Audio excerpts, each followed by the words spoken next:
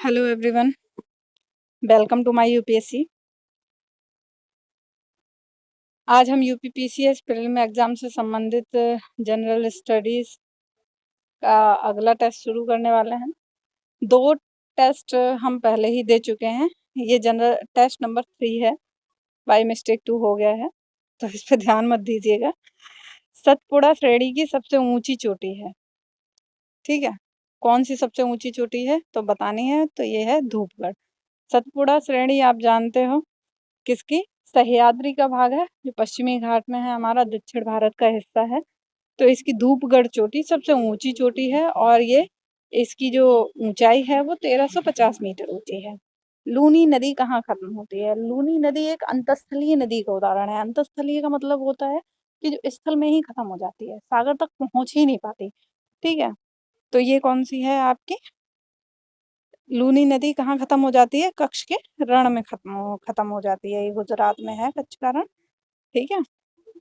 तो उसी में खत्म हो जाती है। पुष्कर घाटी से ये नदी निकलती है अरावली पर्वतमाला में और गुजरात के कच्छ के रण में जाके खत्म हो जाती है।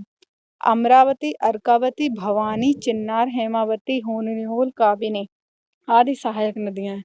देखो, इसकी जो मुख्य सहायक नदियां हैं ना, वो सबसे ज्यादा जो चर्चा में रहती हैं वो हैं आपकी अमरावती, भिवानी और हेमावती, ठीक है।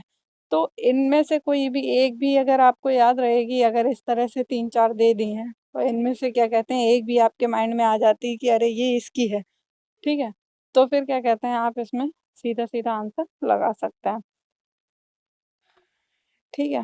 तो ये है आपकी कावेरी नदी, ये सहायक नदियां हैं। अच्छा, जो कावेरी नदी है वो दक्षिण भारत की नदी है, जानते हो। अमरावती, अर्कावती, भवानी, चेन्नार, हेमावती, होन्योल आदि कावेरी की ही सहायक नदियां हैं। अच्छा, जो कृष्णा की सहायक नदियां हैं उसमें आपके आ जाते हैं, जैसे तुंगभद्रा है, भीमा है, कोयना है, ठीक है। ये मुख्य मुख्य नदियां हैं इसकी, कृष्णा की।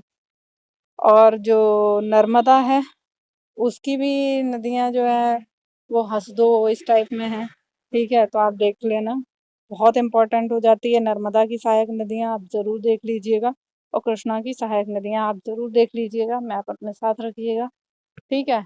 और आप कमेंट बॉक्स में हमें बताएंगे कि इनकी सहायक नदियां कौन कौन सी हैं, ठीक है। विवादित बबली परियोजना किस नदी पर है? तो ये है हमारी गोदावरी नदी पे, ठीक है। जैसे महाराष्ट्र ये है और यहाँ से शुरू हो जाता है आंध्र प्रदेश, ठीक है। तो होता क्या है कि जैसे ये परियोजना जो है वो है तो महाराष्ट्र सरकार की, लेकिन विवादित यहाँ पे है। कारण क्या है कि आप जानते हो कि जो दक्षिण भारत का जो ढाल है वो इस तरह से है, ठीक है। तो अगर महाराष्ट्र यहाँ पे बांध बनाएगा तो आंध्र प्रदेश कह रहा है हमारे यहाँ पे जल संकट खड़ा हो जाएगा। तो इस तरह से ये क्या है कि इनके बीच में विवादित है।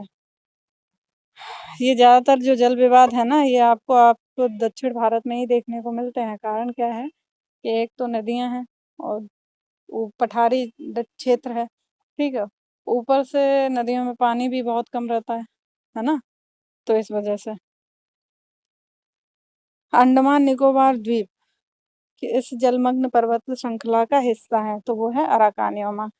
अराकानियोमा एक्चुअली जो हिमालय है ना, वो हमारा इधर से शुरू हुआ, ठीक है, कश्मीर से, और ये इस तरह से जाके ऐसे करके मुड़ जाता है, ठीक है। ये जो श्रृंखला है जो हमारी क्या कहते हैं कि म्यांमार और इंडिया से लगी हुई है, इसका बिल्कुल जो सदर्न पार्ट है इसको बोलते हैं अराकानियोमा। बिल्कुल सदर्न पार्ट है अराकानियोमा। और इसके बाद क्या कहते हैं, हमारी बंगाल की खाड़ी आ जाती है, उसी में हमारा क्या है, अंडमान निकोबार द्वीप समूह स्थित है, ठीक है। तो अगर इस क्वेश्चन को इस तरह से भी पूछ लिया जाए तो मुझे लगता है आप समझ जाएंगे कि ये हिमालय पर्वत का एक विस्तार है, ठीक है। एक कथन के रूप में मान लो कोई क्वेश्चन जो कथन से संबंधित आते हैं, जो पिछले टेस्ट हैं आप उसमें उदाहरण देख सकते हैं कि जैसे वो 3-4 कथन दे देते हैं, उनमें से कौन सा सत्य है या कौन सा असत्य है पूछते हैं, तो उसमें से भी आ सकता है ये। तो कहने का मतलब ये हिमालय क्षेत्र का ही हमारा क्या है, एक विस्तृत विस्तारित हिस्सा है, ठीक है। तिएन शान, तिएन शान तो आप जानते हो हमारा जो पामीर का पठार है, उससे ये इस तरह से निकलता है, यानी रूस की तरफ निकल जाता है ये, ठीक है? तो रूस से हमें कोई मतलब है नहीं। अराकान योमा पर्वत श्रृंखला म्यांमार से शुरू होती है, उत्तर-पूर्व भारत के साथ-साथ बंगाल की खाड़ी तक जलमग्न अवस्था में है, ठीक है? बता चुके हैं हम पहले ही आपको। चौरी चौरा घटना के बाद असहयोग आंदोलन वापस लिए जाने का किसने पुरजोर विरोध नहीं किया था, तो वो जवाहरलाल नेहरू थे, ठीक है?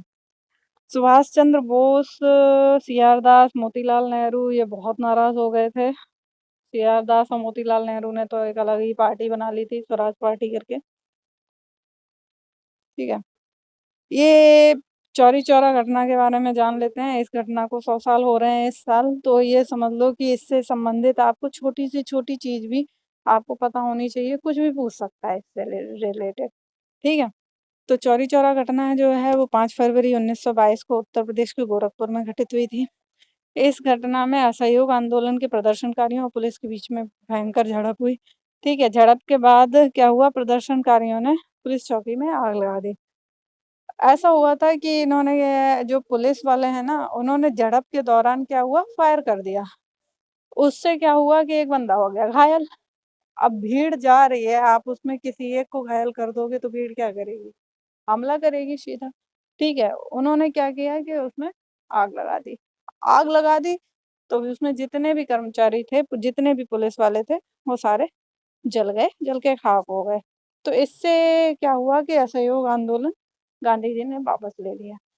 हुआ क्या था कि अब ये ठीक वैसे ही है। मान लो हमने आपको सिर्फ़ थप्पड़ मारा, ठीक है?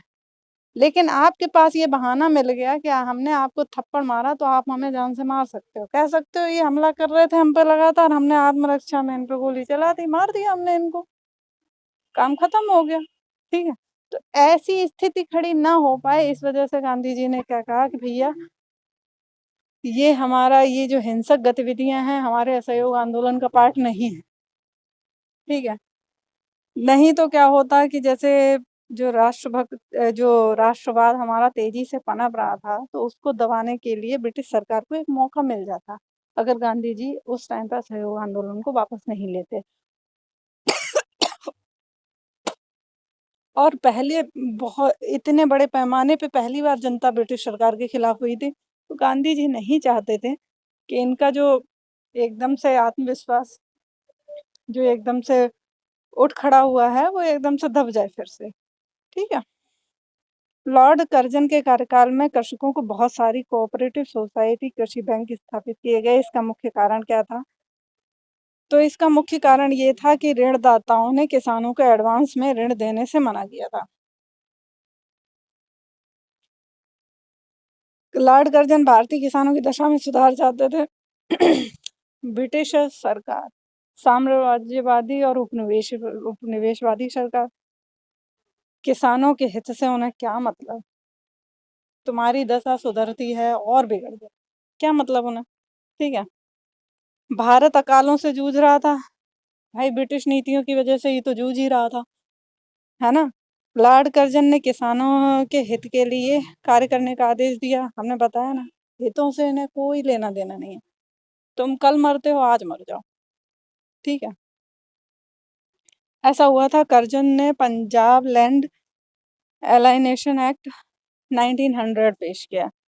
इस कानून के अनुसार किसानों से अन्य लोग ज़मीन नहीं ले सकते थे। यदि कोई किसान ऋण चुकाने में असफल रहता है, तो ऋणदाता उसे अपने खेत में काम नहीं करवा सकता था, कहने का मतलब बेगार नहीं करा सकता था और ना ही वे किसान की ज़मीन को 20 से अधिक समय तक 20 साल से अधिक समय तक बंधक बनाकर रख सकते थे।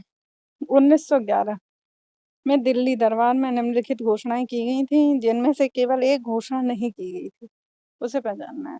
कहने का मतलब और सारी बातें तो करी गई थी, एक बात नहीं करी गई थी, वो कौन-सी बात है? राजधानी कलकत्ता से दिल्ली स्थानांतरित करी गई थी।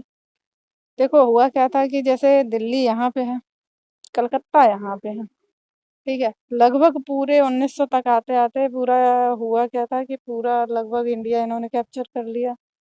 अब यहाँ से पे बैठे कोने में बैठ के आप पूरे देश पे शासन नहीं चला सकते, तो इन्होंने क्या किया, दिल्ली में बैठे बंगाल के बंटवारे को रद्द किया। आप जानते हो 1905 का जो बंगाल बंटवारा था, बंगाल विभाजन, उसको 1911 में खत्म करने की घोषणा कर दी गई थी। जॉर्ज पंचम उस टाइम पे हमारे मतलब ब्रिटिश सरकार के महाराजा हुआ करते थे, वो आए थे। बंगाल, उड़ीसा, छोटा नागपुर को बंगाल के क्षेत्र का अधिकार से अलग कर दिया गया, किया गया। ठीक है, कहने का मतलब ये बिहार राज्य में शामिल कर दिए थे। विभिन्न विधान परिषदों में भारतीयों का चुनाव। तो आप जानते हो द्विसदनीय विधायिका की शुरुआत हमारी 1919 से आके शुरू हुई है, तो ये तो नहीं है। अच्छा, दिल्ली दरबार का आयोजन 12 दिसंबर 1911 को था। ये डेट याद रखना। स्वतंत्रता के बाद किस वर्ष से भारत ने अपने अलग सिक्के जारी किए थे? ये 1950 में जारी किए थे, 15 अगस्त 1950। उससे पहले क्या था, 15 अगस्त 1950 से पहले देश आज़ाद तो हो गया था, लेकिन जो मुद्रा व्यवस्था और सिक्के थे जो ब्रिटिश सरकार ने चलाए थे वही चलते रहते। फतवा आलमगीरी, ये क्या है? इस्लामिक कानूनों का संग्रह है। तो इसको किसके शासनकाल में संग्रहित किया गया था? जो कानून है उनको किसके शासनकाल में संग्रहित किया गया था? औरंगजेब। ठीक है, औरंगजेब मतलब बहुत ही कट्टर मुस्लिम शासक था, सुन्नी शासक था।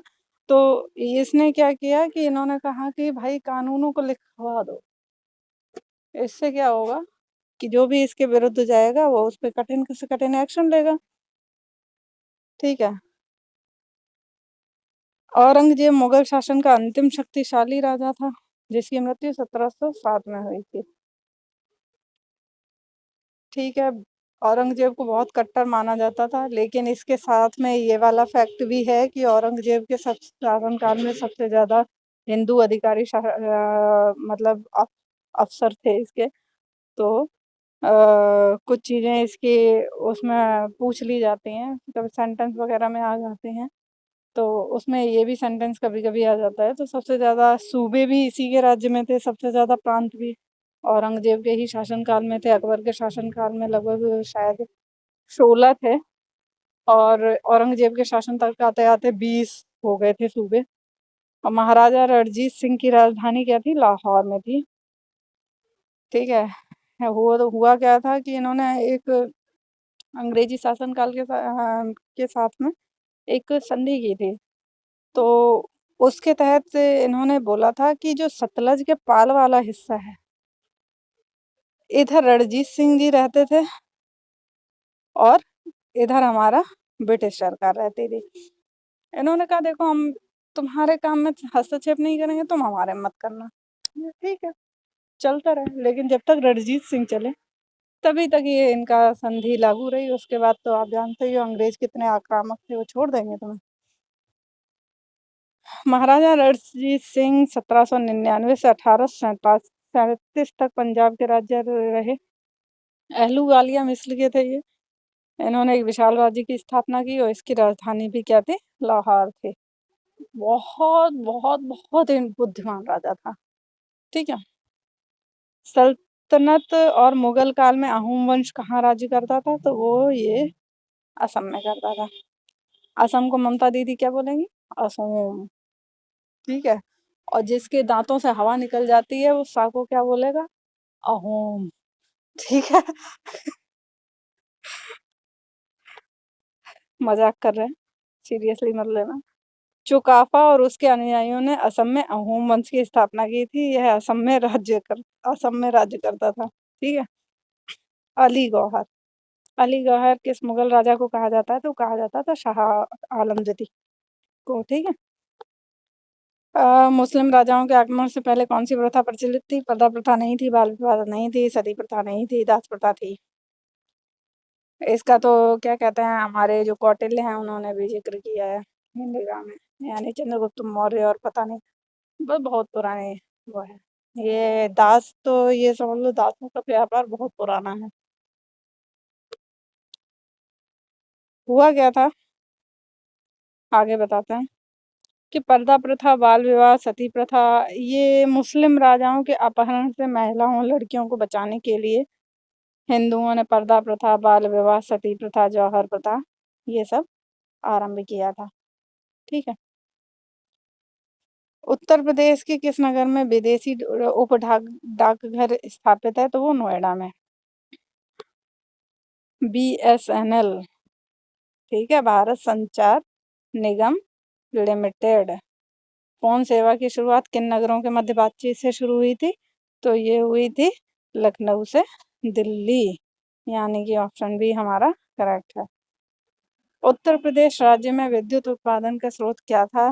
तो ये मुख्यतः कोयला से उत्पादित होता है, थर्मल एनर्जी। ठीक है। अच्छा, यहाँ पे हाइड्रो पावर होता है तो वो भी एक तरह से उसको भी हम उसमें ले लेते हैं ऑप्शन में। प्रेमचंद का जन्म उत्तर प्रदेश में कहाँ हुआ था? तो ये लम्ही के निवासी थे।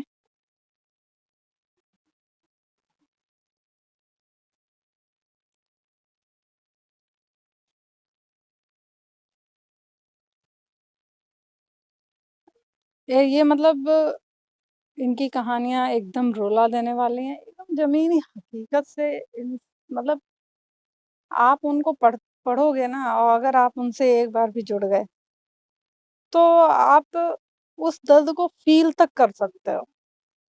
बहुत भयंकर कहानियां लिखते थे। महादेवी वर्मा का जन्म उत्तर प्रदेश के किस शहर में हुआ? ये है फर्रुखाबाद में। ये भी बहुत जबरदस्त लेखिका थी महादेवी वर्मा। उत्तर प्रदेश से प्रकाशित बनारस अखबार साप्ताहिक पहला हिंदी पत्र था। इसका प्रकाशन काशी में यानी वाराणसी से कब शुरू किया गया था? जो पहली बात, जो बनारस अखबार था वो कैसा था? साप्ताहिक पत्र था, पहला हिंदी पत्र था। ठीक है। तो इसका प्रकाशन कब शुरू किया गया? तो ये किया गया आपका जनवरी 1845 से।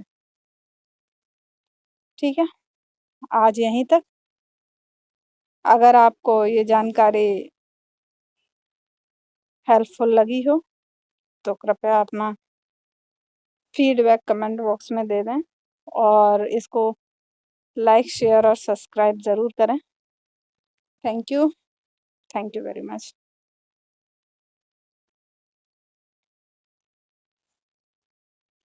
इनकी जो मुंशी प्रेमचंद की जो कहानी है ना, उसमें आप एक बूढ़ी काकी की कहानी है, उसको पढ़िएगा। और एक कहानी है ईदगाह, हामिद वाली, पढ़ी होगी आपने। जबरदस्त कहानी है, पढ़िएगा। ठीक है।